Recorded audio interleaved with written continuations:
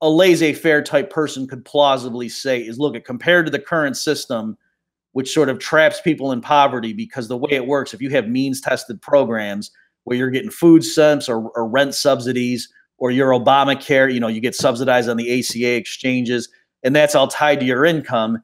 And so if you're making a little bit, or whatever, you got a crappy job right now, and if you go out and really exert yourself and then make a lot more income, and those benefits all phase out, then like your after-tax take-home pay, including the fact that your benefits are gone, isn't very big. And so there's a sense in which like the marginal income tax rate for low-income households is really high, depending on their circumstances, like in the 80%, or in some crazy scenario, even over 100%, where you go get a $20,000 raise, and then your after-tax lifestyle is $19,000 more, that kind of thing, where right. you're not even or yeah. So, or even going down, excuse me, because it's more of 100%.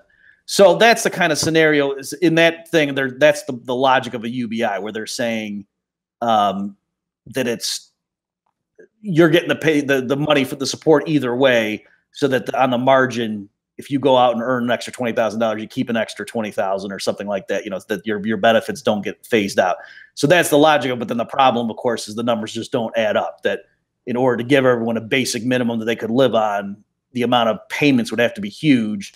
So the tax rate on everybody else, would have to be really high. So I think besides the issues of morality, just the numbers don't work. I've never seen someone give a proposal where the numbers all make sense internally, that the thing could actually sustain itself. Right, right. I remember Murray Rothbard criticizing Milton Friedman over this issue, and he made several really interesting points about what they called the negative income tax back then, which is what the popular term now is the universal basic income.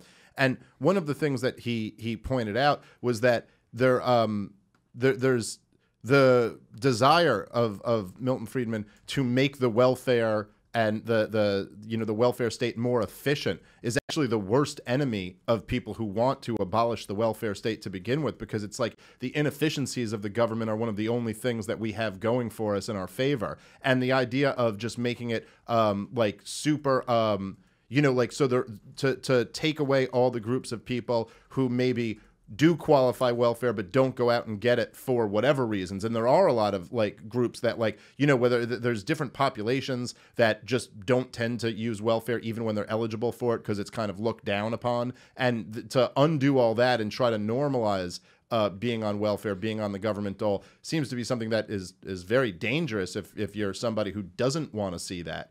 And then of course, like there's all the incentive problems. And there's just something to me that seems, it's like, if we're all getting wealthier as a society, which we clearly are in many ways, not saying everything's perfect in our society, but certainly just in material wealth, we're getting wealthier.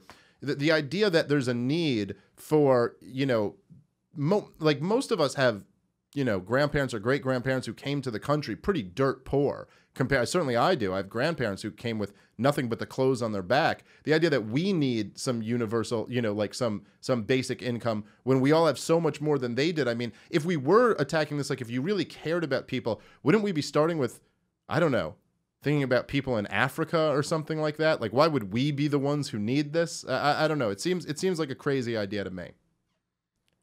Way to stereotype Africa, Dave. That is very good. By the way, one of my favorite things, speaking of that reminded me of Gene Epstein, because you mentioned The Road to Serfdom by F.A. Hayek. I always liked this. It was one of my favorite things Gene Epstein ever said. Or he said The Road to Hayek, The Road to Serfdom by Hayek is a great book and a terrible book in one book, which I thought was the perfect way of putting it.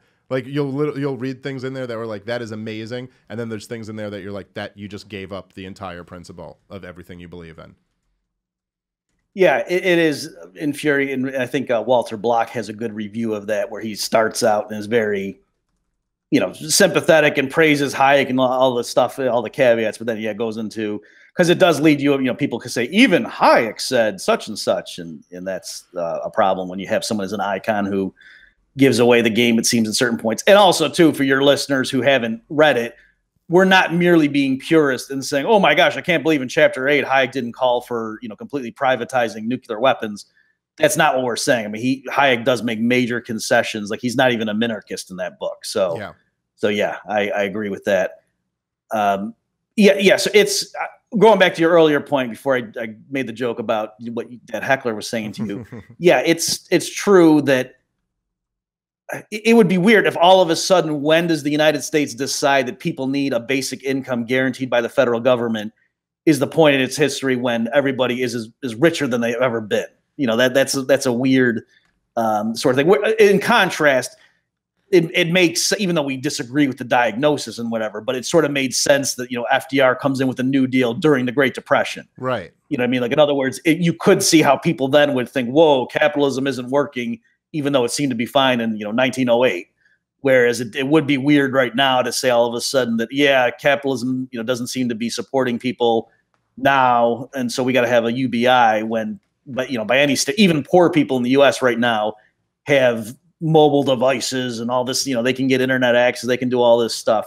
So they have air conditioning, things like that typically. So you're right that is ironic. And again, also with all this stuff, when people are talking about inequality or whatever, usually what they mean is within your own country.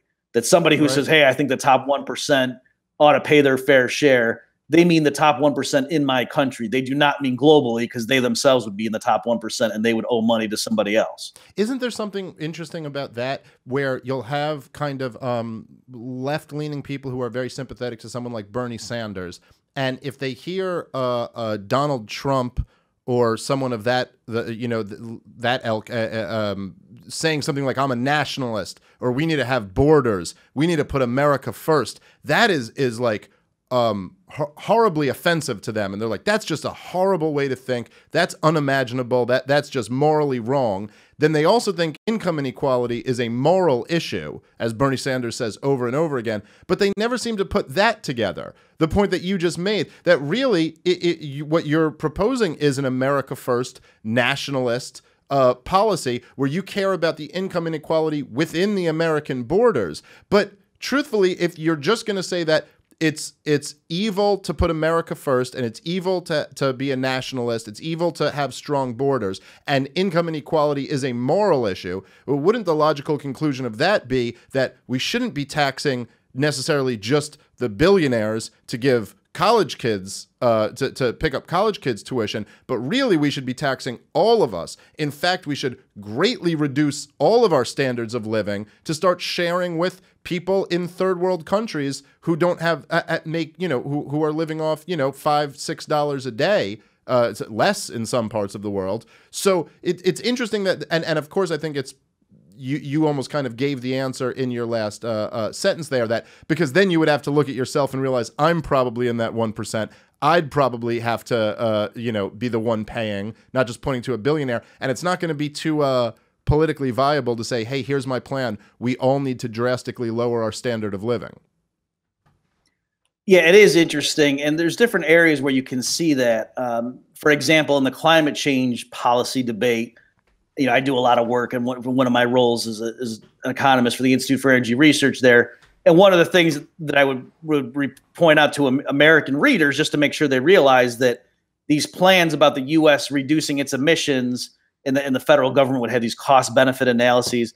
And the benefits, ostensibly, let's just stipulate all this just for the sake of argument, of the U.S. reducing its carbon dioxide emissions are in terms of like benefits to the globe. In other words, by contributing less to the global warming problem, then people around the world earn such and such and, avoided damages.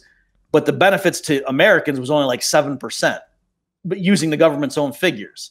And so when they would report that, oh, this latest measure or this cap and trade program or this fuel, this efficiency standard for refrigerators, blah, blah, blah, and they'd have a cost, but I would point out that, okay, 93% possibly of these benefits they're claiming are going to foreigners. So in that context, progressives would flip out and say, oh my God, this is a moral issue. Who are we to, do things to the rest of the world? And of course, the proper measure of benefits is a global one. But then, for example, when it comes to the bailouts in 2008, I think even progressives were on board with the outrage over, hey, do you know that when the Fed did a lot of these bailouts, a lot of that money was going to foreign banks? Like when you would take a given bailout figure and then, or like TARP or whatever, and just see how much of that money went to foreign banks, for some reason that got people even more angry. You know, there's one thing if Goldman Sachs is getting our money, but are you kidding me? Deutsche Bank or something? Screw that, you know. And then also Paul Krugman, for whatever reason, in one of his recent columns, he was trying to make fun of Trump, who was touting the stock market a while ago when the stock market was up. And Krugman said, he had some stat about how much foreigners own U.S. stocks, and it was like 35% or something, whatever figure he was looking at. And Krugman said something like, well, when stock prices go up, 35% of that just goes to foreigners, so that doesn't matter. And again, it's just funny how, depending on the argument, so I think a lot of it's just when it helps you, people like to use it. When it hurts you, they throw it out. But you're right. It is weird how on some of these issues, people just naturally seem to think that the national boundary is the proper place to start counting the costs and benefits.